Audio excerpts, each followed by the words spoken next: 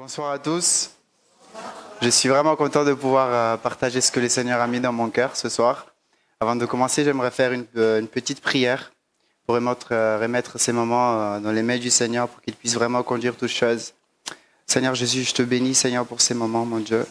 Merci, Seigneur, pour l'occasion que j'ai, Seigneur, de partager ta parole, Seigneur Jésus. Seigneur, je te prie de venir disposer les cœurs, Seigneur Jésus. Ce soir, nous voulons t'entendre nous parler, Seigneur Jésus. Je veux, Seigneur Jésus, que tu puisses faire du bien, Seigneur, au cœur, Seigneur, que tu puisses renouveler, Seigneur, que tu puisses peut-être reprendre, Seigneur, que tu puisses vraiment nous aider ce soir, Seigneur, à comprendre le message que tu as pour nous, Seigneur Jésus. Seigneur, merci parce que là où 2 ou 3 se réunissent en ton nom, tu es toujours présent. Et je sais que tu es présent ce soir ici, au travers des chants, Seigneur, au travers de la première prière qui a été faite, Seigneur. Je sais que tu es là, Seigneur, et je sais que tu vas nous faire du bien, mon Dieu. Alors viens glorifier ton nom, Seigneur Jésus, ici, dans le précieux nom de Jésus-Christ, j'ai prié. Amen. Vous allez bien? Bon, ça va. On va voyager. Ok, je commence la prédication avec on va voyager. Imaginez-vous un instant, on est en Chine. Ok, la période de Noël. Un homme riche décide un soir, de sortir et d'aller se balader. Voilà, il était à la maison, il voulait sortir, prendre un petit peu d'air. Alors il sort, il commence à se balader. Pendant sa marche, il aperçoit une personne qui est assise sur le trottoir. C'était un monsieur sans domicile fixe. Il est là, il est assis et il s'occupe comme il peut. Et ce monsieur riche, soudain, il fut rempli d'amour pour ce monsieur-là, sans domicile fixe. Bizarrement, son cœur, il y a quelque chose de nouveau qui est né, il y a un sentiment nouveau qui naît dans son cœur. Alors, il décide de partir vers ce monsieur-là, qui était assis sur le trottoir. Ce monsieur sans domicile fixe, il n'avait rien demandé, il était juste là, assis sur son trottoir. Et il vivait sa vie, il faisait ce qu'il devait faire. Il ne s'y attendait pas à rencontrer quelqu'un de super riche, il se doutait de rien. Il n'avait rien demandé. Mais cet homme riche se sent poussé d'aller vers ce monsieur-là. Alors il part ce monsieur-là et lui dit « Bonsoir, j'aimerais faire quelque chose pour vous. J'aimerais vous aider à changer de vie. J'aimerais vous aider à sortir de la rue. J'aimerais vous aider vraiment à changer complètement de vie. » Alors ce monsieur qui était assis sur le trottoir, conscient que sa vie n'était pas ce qu'il voulait, sa vie ne lui convenait pas. Quand il était plus jeune, il rêvait de quelque chose de meilleur. Il rêvait de passer des journées pas assis sur un trottoir. Il rêvait peut-être d'avoir une maison, d'avoir une famille, une femme, une voiture. Alors dès que le monsieur riche lui a fait la proposition, il a dit « J'accepte ». Alors il s'est levé et il est parti avec ce monsieur riche-là. C'est sûr que ce monsieur sans domicile fixe, il avait des choses dans sa vie qu'il devait régler. Parce que vous savez, on ne devient pas sans domicile fixe SDF du jour au lendemain. Il y a quelque chose qui se fait dans notre vie et qui détruit tout pour qu'on arrive à se trouver dans des situations comme ça. Alors il y avait des choses dans sa vie qu'il devait régler, il y avait des habitudes qu'il devait changer, des comportements qu'il devait faire. Il y avait un travail à faire pour se reconstruire. Alors il a tout accepté. Ce monsieur riche, premièrement, l'a amené chez le coiffeur, il a fait coiffer, il s'est fait beau, il a tout rasé, il était parfait, il était beau comme le riz.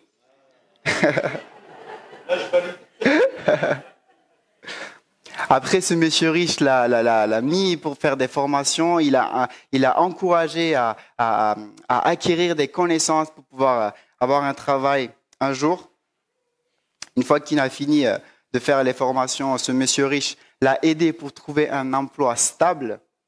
Alors il a commencé à travailler, petit à petit il a commencé à mettre de l'argent de côté. Il a pu pour une première fois prendre une maison en location en Chine, parce qu'il avait la possibilité de pouvoir payer le loyer, maintenant qu'il a un nouveau travail.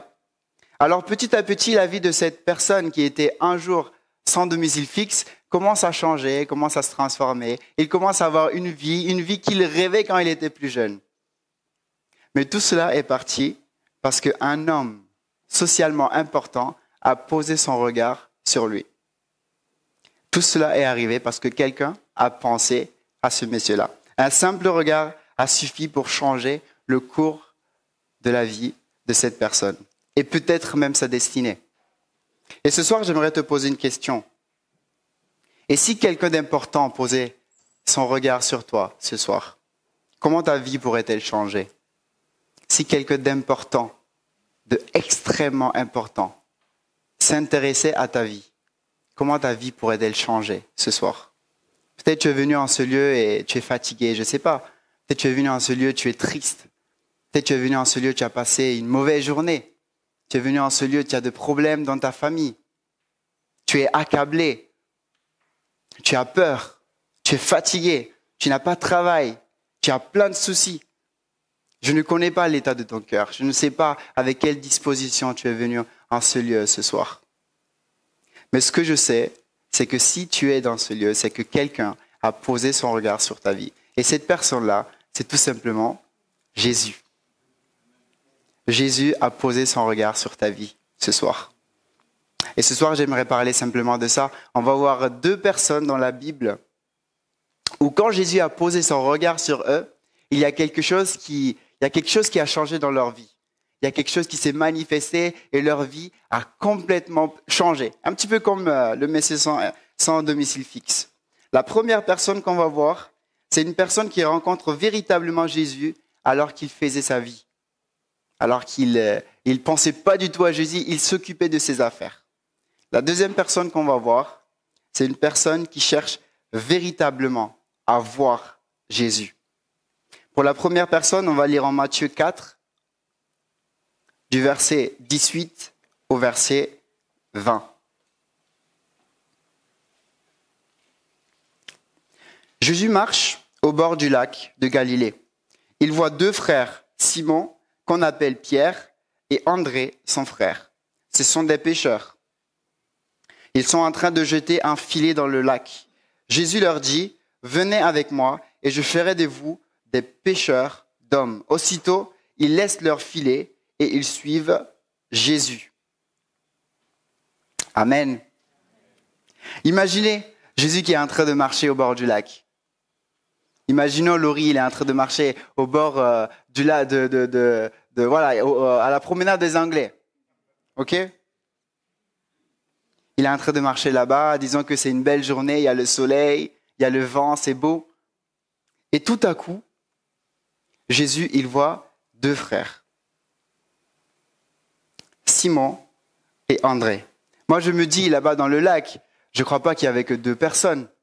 Je crois qu'il y avait plusieurs personnes dans le lac, ou même autour du lac, qui étaient en train de jouer ou de faire d'autres activités, je ne sais pas. Je ne sais pas si les enfants à l'époque, ils étaient en train de jouer au bord du lac, je ne sais pas. Mais je suis sûr et certain qu'il y avait d'autres personnes au bord du lac. Mais Jésus a posé son regard sur ces deux frères-là. Jésus a posé son regard sur Pierre et son frère. Ces deux personnes-là, ils étaient en train de s'occuper. Ils étaient en train de vivre leur vie, un petit peu comme notre ami sans domicile fixe. Il était assis sur son trottoir et il faisait ce qu'il devait faire. Il était en train de réfléchir à comment il allait gagner sa vie demain, à ce qu'il allait manger, à où est-ce qu'il allait aller. Et Pierre et son frère, ils étaient en train de travailler, ils étaient en train de jeter les filets, ils étaient en train de faire leur vie. Ils ne s'y attendaient pas à rencontrer quelqu'un qui allait complètement bouleverser leur vie, qui allait les mettre face à un choix qui allait complètement bouleverser leur vie. Pierre et son frère, ce n'étaient pas des personnes extraordinaires. C'était des gens ordinaires comme nous. Des gens qui ont un travail, des gens qui ne sont pas trop riches, des gens qui sont normaux. Ils n'étaient pas instruits comme les scribes. Mais malgré cela, Jésus a quand même posé son regard sur eux. Jésus, il est Dieu, il connaît Pierre et son frère. Il connaît leur statut, il connaît leur personnalité, il connaît leur capacité, leur intelligence. Jésus, c'est le Seigneur, c'est le Dieu Tout-Puissant. Il connaît toutes choses. Mais malgré qu'il sait qu'ils n'étaient pas les plus intelligents ou les plus forts, il a quand même posé son regard sur eux. Le monde parfois essaie de nous faire croire qu'on n'est pas assez bien. Le monde parfois essaie de nous faire croire qu'on n'est pas à la hauteur. Il essaie de nous faire croire qu'on n'a pas ce qu'il faut. Tu n'as pas de valeur, tu es peureux, tu es violent. Et beaucoup disent, lui, un disciple de Jésus. Lui, un enfant de Jésus. Comment une personne comme ça peut réussir quelque chose dans sa vie? Comment une personne comme ça peut faire quelque chose de bien dans sa vie? Non, il ne va jamais y arriver. C'est impossible. Il ne va jamais le faire. Il va commencer et après il va s'arrêter. Il va devenir SDF. Il va devenir une personne sans domicile fixe. Ça, c'est ce que le monde dit de nous. Et parfois, on se laisse convaincre par ce que le monde dit de nous. Parfois, on dit que le monde, c'est la réalité. Et on se laisse convaincre. Mais qui nous a dit que ce que le monde dit de nous, c'est la vérité? Jésus te connaît parfaitement. Et ce soir, malgré tes incapacités, malgré ton imperfection, Jésus a quand même décidé de poser son regard sur toi ce soir.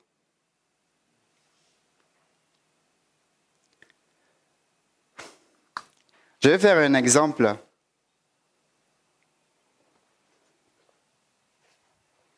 J'aime beaucoup faire les exemples.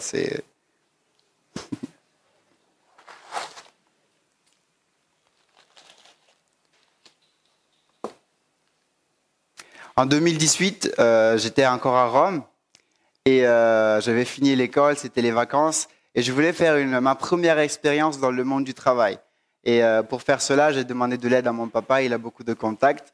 Alors il a cherché et il a trouvé un travail dans une île à côté de Naples, au sud de l'Italie. Et ils m'ont fait un contrat de 1 mois, alors je me suis préparé, j'ai fait mes valises et je suis parti. Aller là-bas, je devais travailler dans un restaurant, j'étais serveur. C'était mon premier travail, c'était cool. Et j'arrive là-bas et un jour, c'était la pause. Et les gens qui travaillaient dans la cuisine, ils étaient en train de travailler. Moi, j'étais en pause, eux, ils étaient encore en train de travailler. Alors, ils étaient en train de nettoyer la cuisine. Et à un certain moment, il y en a qui trouvent des aliments dans le frigo. Et les aliments, ils étaient presque pourris. Ils étaient pourris. OK? Alors, leur première impression sur les aliments, c'est que, waouh, qu'est-ce qu'il faut? Les Italiens, ils aiment dire, qu'est-ce qu'il faut? C'est dégueulasse. OK? Alors, ils prennent les aliments et ils veulent les jeter. Et il y a Raffaele, c'est le chef en fait, et qui les arrête et dit: Ma che state a fare? Ma che volete fare? Volete gettare queste cose? Et il les arrête de suite. Il dit: Mais qu'est-ce que vous faites? Vous voulez jeter ces choses-là? Et il les arrête. Une fois qu'il les a arrêtés, il a pris ce que les gens voulaient jeter. Il est allé, il s'est mis dans son plan de travail. Il a commencé à les laver. Il a commencé à enlever ce qui était sale, ce qui était pourri. Et il a cuisiné quelque chose d'incroyable. Quand il a fini de cuisiner, il a appelé ceux qui étaient en train de vouloir jeter les affaires. Il les a fait asseoir. Ils ont mangé. Et moi aussi, j'ai mangé. Parce que j'étais ami avec Raffaele, c'était, voilà. Mais Raffaele, il a réussi à prendre quelque chose qui était complètement pourri et il a réussi à cuisiner un plat qui était exceptionnel. Imaginons aujourd'hui que...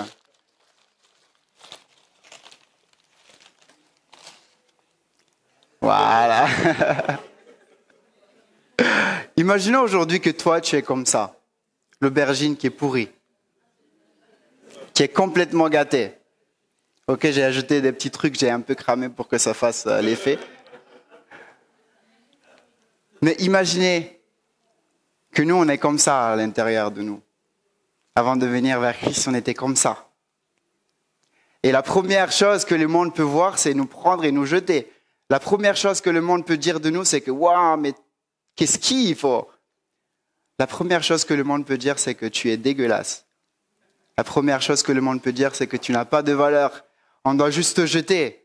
C'est pas bon, c'est dégueulasse. Ça, c'est la première chose. Comment? C'est dégoûtant. Merci, mon pasteur. C'est dégoûtant. Mais Jésus, c'est le chef. Alors Jésus, il vient, il dit, mais non, on ne va pas le jeter. Alors Jésus, il vient, il te prend, il commence à te laver, il commence à enlever les parties qui sont mauvaises et il te transforme. Jésus te transforme, et à la fin, tu deviens comme ça. Il est beau, hein? Il est beau, il est beau.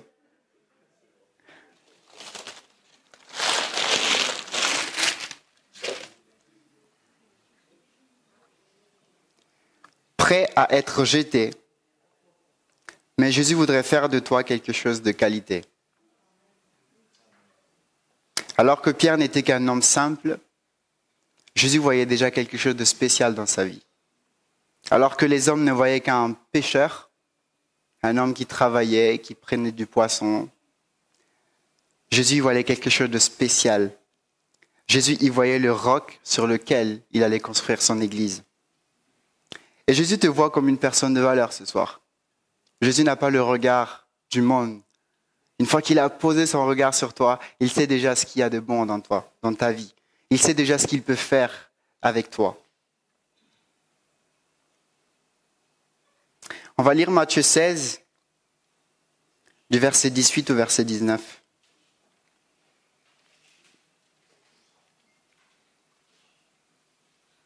Et moi, je te dis ceci. Tu es Pierre, et sur cette pierre, je construirai mon église. Et la puissance de la mort ne pourra rien contre elle. Je te donnerai les clés du royaume des cieux. Ce que tu refuseras sur la terre, on le refusera dans les cieux. Ce que tu accueilleras sur la terre, on l'accueillera dans les cieux. Alléluia, quel pouvoir qu'il a donné à Pierre. Et quel pouvoir qu'il nous donne à nous aussi, ses enfants. J'aimerais te dire ce soir que tu es juste précieux. Tu es juste précieuse aux yeux de Jésus. Lui, il n'a pas les yeux du monde. Tu es précieux et tu es précieuse aux yeux de Jésus. Si tu n'as pas assez entendu cette phrase, je te le redis, tu es précieux et tu es précieuse aux yeux de Jésus. C'est pour ça qu'il est venu mourir à la croix, c'est pour toi. C'est pour ça qu'il a accepté de se sacrifier. C'est pour ça qu'il ne s'est pas épargné. Il s'est donné lui-même. Il n'aurait pas fait si on n'avait pas de la valeur. Il n'aurait pas fait. Mais s'il l'a fait, c'est parce qu'on a de la valeur aux yeux de Jésus-Christ. Alors, est-ce que tu vas faire comme Pierre? Est-ce que tu vas laisser ce que tu fais pour suivre Jésus? Est-ce que tu vas tout abandonner pour suivre Jésus? Si Jésus était présent ce soir ici, physiquement, c'est difficile à imaginer, mais si Jésus était présent ce soir physiquement et te demandait de tout abandonner et de le suivre, est-ce que tu serais capable de tout abandonner et de le suivre? Alors je ne te dis pas de quitter ta famille, de quitter ton travail du jour au lendemain, je ne te dis pas ça. Peut-être Jésus te demande ça, je ne sais pas, je ne suis pas Jésus, je ne sais pas. J'avais marqué, je ne te demande pas de partir au Congo demain pour servir Jésus. Non, je te demande simplement d'abandonner tes mauvaises voies pour suivre Jésus. Est-ce que tu es prêt à abandonner ces mauvaises voies pour pouvoir suivre Jésus réellement? Ce soir, si tu n'as pas encore pris cette décision-là, tu as la possibilité de le prendre. Vous savez, il n'est jamais trop tard pour accepter Jésus, tant qu'on a la vie, tant qu'on est ici. Mais il y a quand même une vérité que j'aimerais vous avouer ce soir. Suivre Jésus, c'est pas marcher devant Jésus. Suivre Jésus, c'est pas dicter ce qu'on veut, dicter ce qu'il doit faire. Suivre Jésus, c'est pas lui dire où est-ce qu'on veut aller, ou mettre sur la table nos propres règles. Suivre Jésus, selon la traduction grecque, c'est aller derrière lui. C'est suivre ses pas. Alors parfois, nous, on suit Jésus, mais on marche devant Jésus. Alors moi, je dis pour ma part, j'avais tellement de projets avant que je dictais un petit peu à Jésus ce que je voulais qu'il fasse pour moi. Et à un certain moment, le Seigneur, il m'a arrêté. C'est pas toi qui dois me dicter ce que je dois faire. Moi, je sais ce qui est bon pour toi. Et ce soir, le Seigneur Jésus, il sait ce qui est bon pour moi. Alors s'il y a des gens qui sont en train de suivre Jésus, mais qui marchent devant... Non, s'il y a des gens qui sont en train de marcher devant Jésus, en disant qu'ils suivent Jésus, alors je voudrais simplement vous dire que ce n'est pas la bonne manière de le suivre. Parce que suivre Jésus, c'est marcher derrière lui. C'est qu'il marche devant nous et que nous, on suit ses pas. C'est qu'on regarde là où il a mis ses pieds et que nous aussi, on mette nos pieds. C'est ça, suivre Jésus. Et ce soir, je répète, tu peux prendre cette décision-là. Tu peux suivre véritablement Jésus. Parce qu'il a posé son regard sur toi et il t'appelle à le suivre. Car c'est grâce à lui qu'aujourd'hui tu peux avoir la vie et la vie en abondance, la vie éternelle. La deuxième personne qu'on va voir ce soir, c'est une personne qui cherche réellement à voir Jésus. Et pour cela, on va lire Luc, le chapitre 19, du verset 1 au verset 10.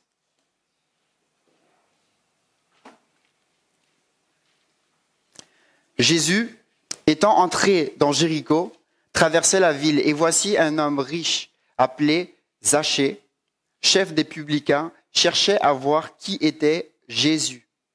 Mais il ne pouvait y parvenir à cause de la foule, car il était de petite taille. Il courut en avant et monta sur un sycomore pour le voir, parce qu'il devait passer par là. Lorsque Jésus fut arrivé à cet endroit, il leva les yeux et lui dit, « Zachée, hâte-toi de descendre, car il faut que je demeure aujourd'hui dans ta maison. » Zachée se hâta de descendre et il le reçut avec joie. Voyant cela, tous murmurèrent et disaient, « Il est allé loger chez un homme pécheur. » Mais Zachée, se tenant devant le Seigneur, lui dit, « Voici, Seigneur, je donne aux pauvres la moitié de mes biens. Et si j'ai fait tort de quelque chose à quelqu'un, je lui rends le quadruple. » Jésus lui dit, « Le salut est entré aujourd'hui dans cette maison, parce que celui-ci est aussi un fils d'Abraham. Car le Fils de l'homme est venu chercher et sauver ce qui était perdu. » Amen. Peut-être ce soir tu es juste comme Zachée. J'ai du mal à répéter Zachée. Mais peut-être ce soir tu es juste comme cet homme-là. Tu es venu dans ce lieu, tu es juste curieux. Tu es venu parce que tu es intéressé à voir ce fameux Jésus. Tu es venu parce que tu veux voir comment ce fameux Jésus agit dans la vie des gens.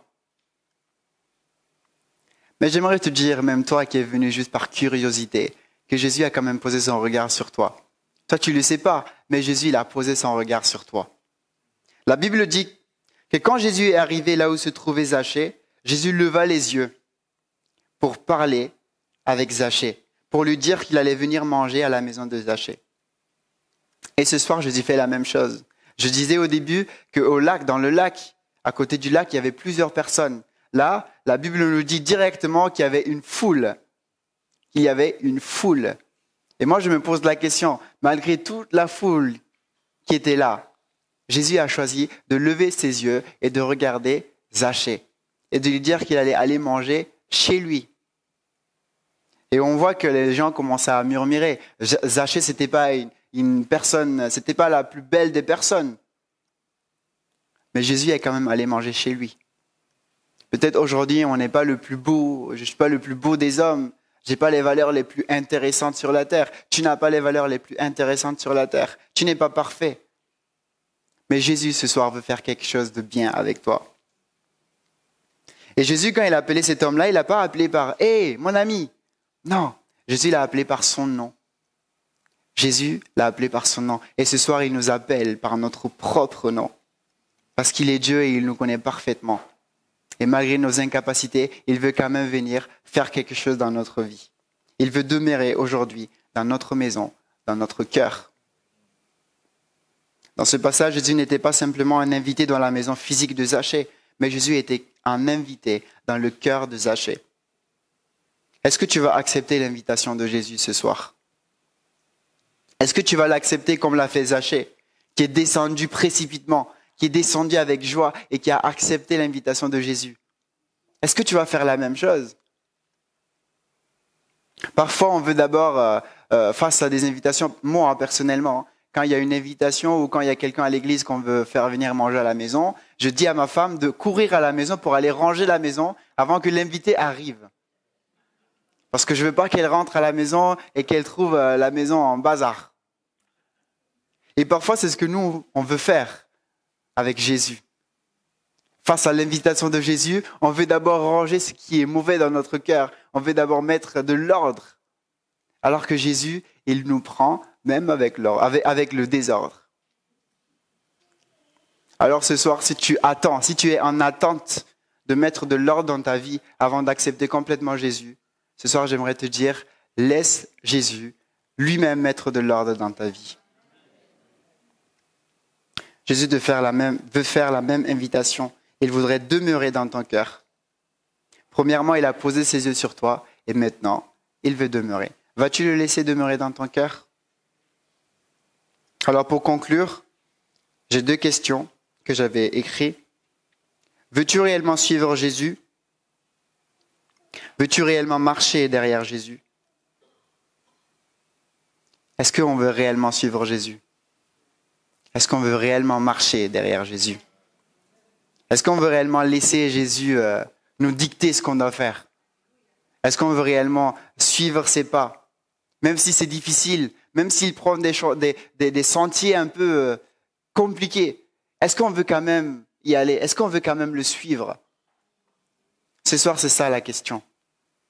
Est-ce que tu veux vraiment marcher derrière Jésus? Est-ce que tu es prêt à tout abandonner pour le suivre? Et est-ce que tu veux le laisser demeurer réellement dans ton cœur? Le Seigneur, à chaque fois qu'il me met à cœur quelque chose, c'est qu'il me reprend premièrement. Et ce soir, moi, je veux vraiment suivre Jésus. Moi, Eliakim, je veux réellement suivre Jésus. Je veux réellement suivre les pas de mon Seigneur Jésus. Et ce soir, je suis sûr et certain qu'il y a des personnes ici qu'on ne suit pas le Seigneur Jésus de la bonne façon. Et on ne laisse pas le Seigneur Jésus réellement demeurer dans notre cœur. Parce que parfois, il y a des choses qu'on veut d'abord ranger nous avant de laisser toute la place au Seigneur. Et ce soir, nous allons prier pour cela. Nous allons prier pour que Jésus vraiment puisse nous aider tout simplement à le suivre de la bonne façon. Et alléluia. On va prier.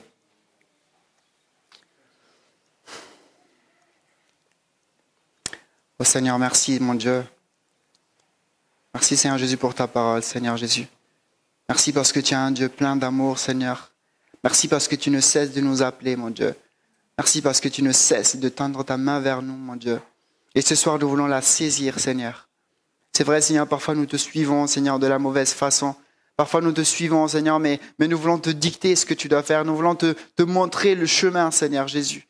Nous te demandons pardon pour cela, Seigneur. S'il y a quelqu'un en ce lieu qui te suit de cette façon-là, je te demande, s'il te plaît, de pardonner, Seigneur Jésus, notre mauvaise manière de te suivre, notre mauvaise manière de dire que nous sommes tes enfants et que nous voulons faire ce que tu fais, Seigneur. Viens nous pardonner et viens nous enseigner, viens nous montrer, Seigneur, réellement comment faire, Seigneur. Ce soir, le désir est là et nous voulons te suivre réellement et nous voulons te laisser la place dans notre cœur. Nous ne voulons pas tout mettre en ordre, mais nous voulons te laisser mettre tout en ordre, Seigneur Jésus. Nous voulons te laisser le contrôle de notre vie. S'il te plaît, Seigneur, viens et demeure dans nos cœurs ce soir, s'il te plaît. Seigneur, merci parce que tu es un Dieu merveilleux, Seigneur. Et tu aimes quand tes enfants viennent vers toi, reviennent vers toi. Et ce soir, nous venons vers toi, Seigneur Jésus. Merci parce que tes bras sont toujours grands ouverts, Seigneur. Que ton nom soit glorifié, exalté. Dans le précieux nom de Jésus-Christ, j'ai prié. Amen.